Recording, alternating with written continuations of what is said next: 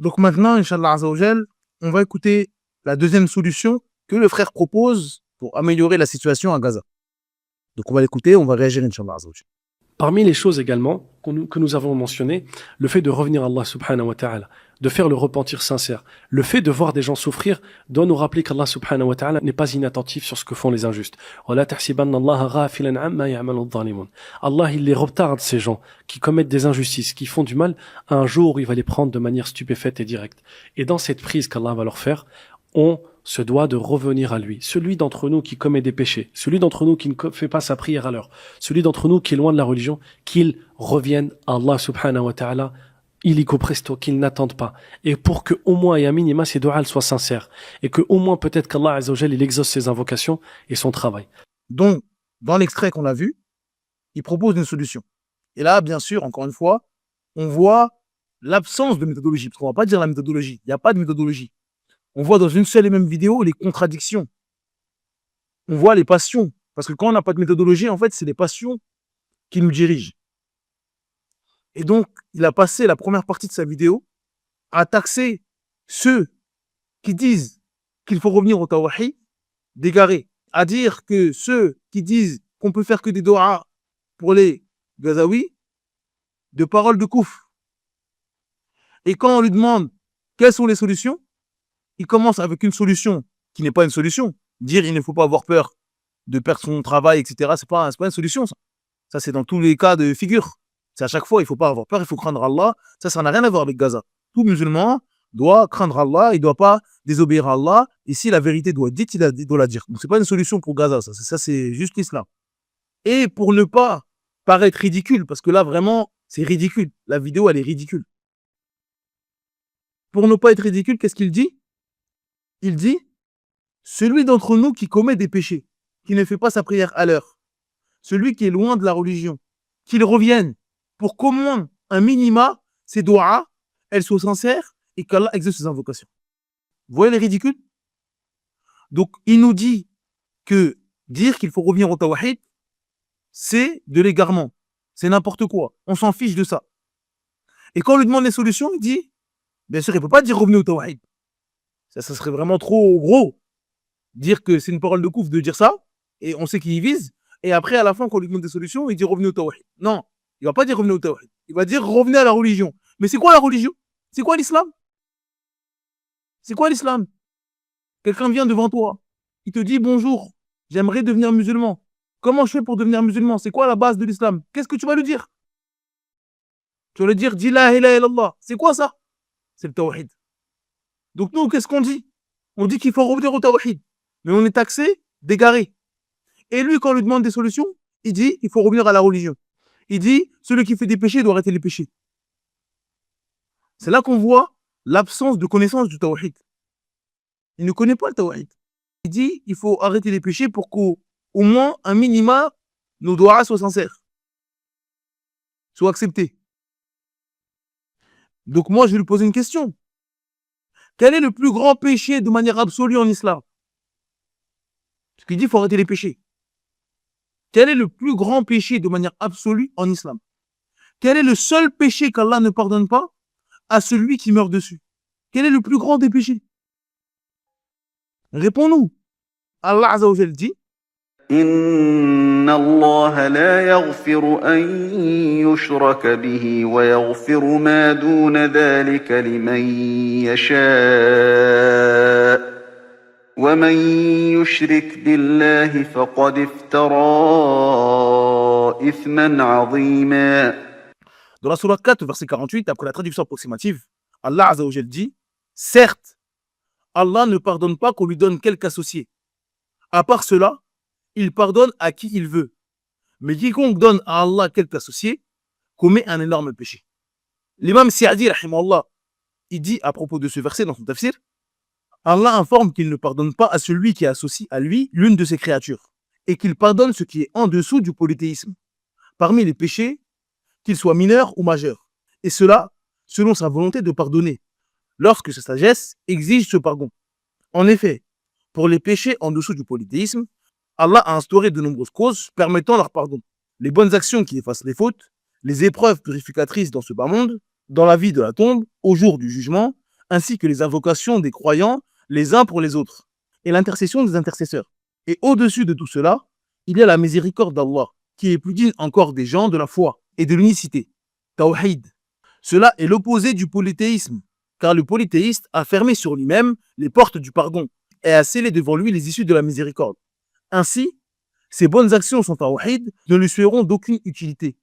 Les épreuves ne lui profiteront en rien. Et au jour du jugement, il n'aura ni intercesseur, ni ami sincère. Fin de citation. Donc là, on voit la catastrophe pour le musulman de ne pas apprendre le tawhid. On voit la catastrophe pour le musulman de ne pas avoir de considération pour le tawhid. On a quelqu'un qui blâme ceux qui disent qu'il faut revenir au tawhid. Parce que le tawhid, c'est la clé de toute chose. Celui qui maîtrise le tawhid, qui connaît le tawhid en profondeur et qui le vit, il sait que la clé de toute chose, de tout le bien, il est dans ça. Mais celui qui ne connaît pas ça, qui n'a pas appris, qui n'a pas passé des heures, qui n'a pas pratiqué cela, parce que c'est pas juste de la théorie, qui ne passe pas sa vie à revenir au tawhid, c'est-à-dire l'islam, dans son entièreté, le Coran, la Sunna, pratiquer cela tout au long de sa vie. Celui qui n'a pas fait cela, il va minimiser le tawhid. Et il va venir avec des catastrophes comme ce qu'on entend. Il nous dit la solution, c'est revenir à notre religion. Donc, encore une fois, la religion, c'est le tawhid. Donc, dire il faut revenir à la religion et dire il faut revenir au tawhid, c'est la même chose. Sauf pour celui qui ne connaît pas le tawhid. Donc, il croit que c'est différent. Parce que j'espère qu'il croit que c'est différent. S'il croit que c'est la même chose, là, c'est de la schizophrénie. Il ne peut pas blâmer quelque chose et 5 minutes plus tard, proposer la même chose. Donc, normalement, il pense que c'est pas la même chose de dire il faut revenir au tawhid et il faut revenir à la religion. S'il pense que c'est la même chose, là, c'est grave. C'est que, normalement, il pense que c'est pas la même chose. Parce qu'il blâme ceux qui disent il faut revenir au tawhid. Et après, il nous propose de revenir à la religion. Pour lui, c'est pas la même chose. Et donc, ça montre que il y a une méconnaissance du tawhid. Parce que le tawhid, c'est la religion. Le tawhid, c'est l'islam. Et après, il dit à celui qui ne prie pas de prier. À celui qui fait des péchés, d'arrêter les péchés. Mais où est l'utilité de prier pour celui qui n'a pas de tawhid? Celui qui n'a pas de tawhid, celui qui fait du shirk, il peut prier comme le prophète Mohammed sallallahu alayhi wa sallam nous a enseigné parfaitement, mais si il fait du shirk dans sa prière, s'il a fait pour autre qu'Allah, sa prière ne vaut rien. Et donc, s'il n'y a pas de tawhid, il n'y a pas d'islam. Ça ne sert à rien. Le tawhid, c'est les ablutions de la religion. C'est les ablutions de la religion. Et comme vous le savez, s'il n'y a pas d'ablution, il n'y a pas de prière. Vous pouvez faire la meilleure des prières. Si vous vous rappelez que vous n'avez pas les ablutions, votre prière est nulle.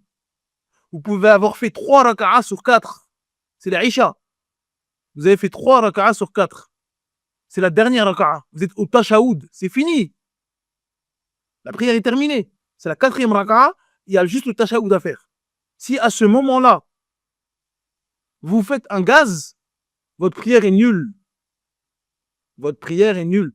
Il faudra refaire des ablutions et la recommencer. Le tawhid, c'est la même chose pour l'islam. Si à un moment de sa vie, le musulman n'a pas de tawhid, son islam est nul. Il faut le tawhid. Il a besoin du tawhid pour valider son islam. Pourquoi? Parce que le tawhid, c'est l'islam. Donc on ne peut pas dire aux musulmans prie alors que tu n'as pas le tawhid. Parce que tu n'es pas un musulman de base. Et certains vont nous dire oui, mais on a tous le tawhid. Non. On voit tous les jours des musulmans, malheureusement, aller adorer des tombes, aller invoquer autre qu'Allah, jurer par autre qu'Allah. Il jure sur la vie de sa mère, il jure sur la tombe de sa grand-mère. Faire du shirk, que ça soit majeur ou mineur, il faut éradiquer le shirk dans sa vie. Bien évidemment, le shirk majeur en priorité, ce qui nous fait sortir de l'islam. Et ensuite, le shirk mineur. Et donc, l'opposé du shirk, c'est le tawhid. Donc, quand on dit qu'il faut revenir au tawhid, c'est pour éliminer le shirk. Car le shirk, c'est le plus grand péché de manière absolue.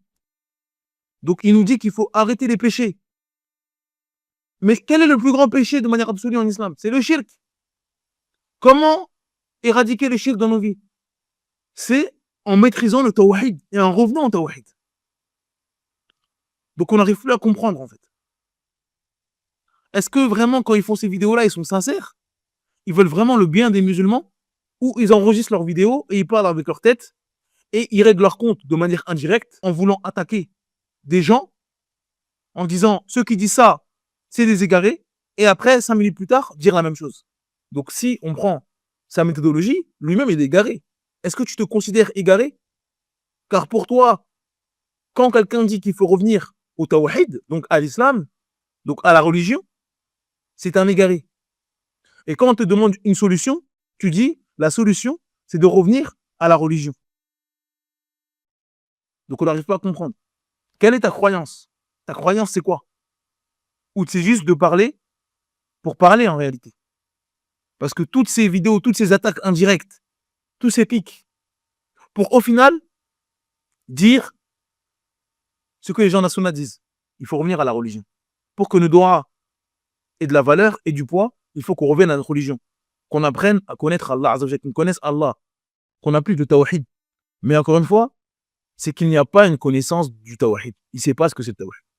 On le voit. Plus on avance dans la vidéo, plus on le voit. On va le voir bien sûr avec la solution numéro 3 qu'il va nous proposer. Et on voit que pour eux, le tawhid, c'est rien. Ils le négligent. C'est pas important. D'accord? Bien sûr, quand on va lui demander est-ce que c'est important le tawhid, il va nous dire oui. Mais dans les faits, on voit qu'en réalité, non. On va le voir, Inch'Allah, avec la prochaine solution qu'il va nous proposer.